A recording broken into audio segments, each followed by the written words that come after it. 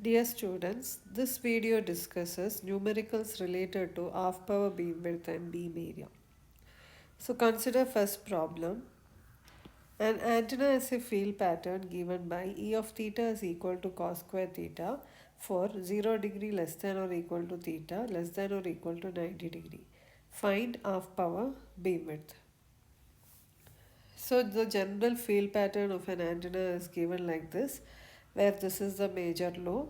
So half power beamwidth can be found out by drawing the lines through the half power of the field pattern. So this angle will give the half power beamwidth. So half power beamwidth is at the point where the field is equal to 1 by root 2. So we can equate E of theta, that is the field, is equal to 1 by root 2. 1 by root 2 is equal to 0.707. So the field is given as cos square theta. So substitute E of theta is equal to cos square theta. So cos square theta is equal to 0.707. So cos theta will be equal to root of 0.707, where theta is equal to 33 degree, approximately 33 degree. So one side of it is equal to theta. So half power means it is both the sides. So that means half power will be equal to 2 theta. This will be equal to 2 theta. So that is equal to 2 into 33 degree equal to 66 degree. So the half power beamwidth is found out to be equal to 66 degree.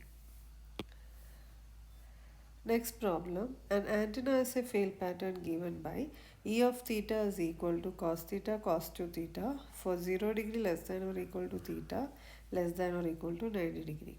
Find both half power beamwidth and beamwidth between first nulls. So half power beamwidth is obtained by drawing a line through E of theta equal to 1 by root 2, and beamwidth between first nulls is obtained by drawing through the first nulls. So this distance will give beamwidth between first nulls, and this distance will give half power beamwidth. So in order to find out half power beamwidth, the field should be equated to equal to 1 by root 2.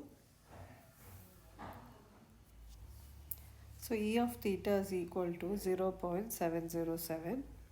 So E of theta is given as cos theta cos 2 theta. So substituting E of theta equal to cos theta cos 2 theta, that equal to 1 by root 2. So cos 2 theta can be written as 1 by root 2 into cos theta. So 2 theta will be equal to, taking this cos to this side, this becomes cos inverse of 1 by root 2 into cos theta. So theta will be equal to, taking this 2 to denominator, so this becomes 1 by 2 into cos inverse of 1 by root 2 cos theta. So as both are theta, we'll consider one as theta dash and the other one as theta. So here, in order to solve this, iterative method can be used by substituting first theta dash is equal to 0.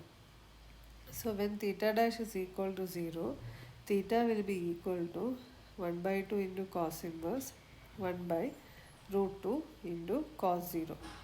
So if you find it, we'll be getting theta equal to 22.5 degree. So next substitute theta dash. Here substitute theta dash equal to 22.5 degree. Again find out theta. So this step should be continued till both theta and theta dash is almost the same value.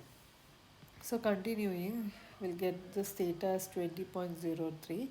Again substituting this as theta dash, theta will be equal to 20.5, where almost both the values are the same. So we can consider that approximately equal to 20.5. So half power beamwidth will be again 2 theta equal to 20 into 20.5 equal to 41 degree. Now in order to find out beamwidth between first nulls, substitute field equal to 0, because null is the position where field is equal to 0. So that will be equal to substituting.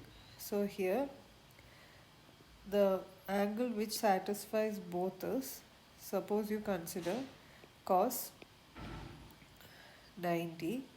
So cos 90 means this will be 90 is equal to 0.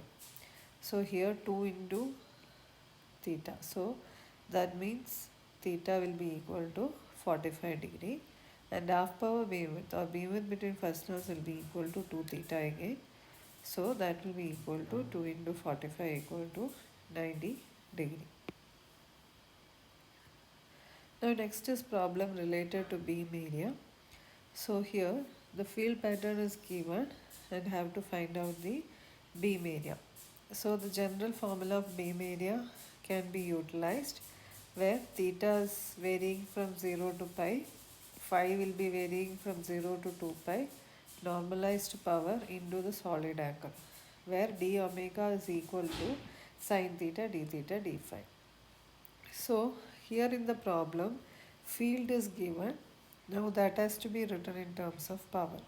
So power and field are related as power will be equal to field square. So that means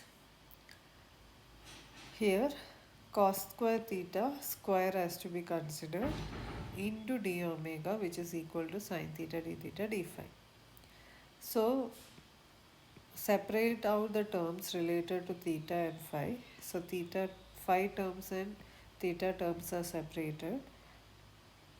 Now here integration can be done using substitution method, that is substitute x equal to cos theta. So dx will be equal to minus sine theta d theta. So d theta is equal to minus dx by sine theta.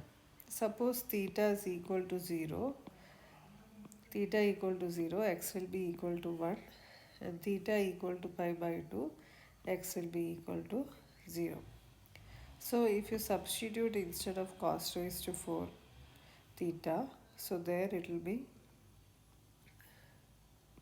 x raised to 4, and also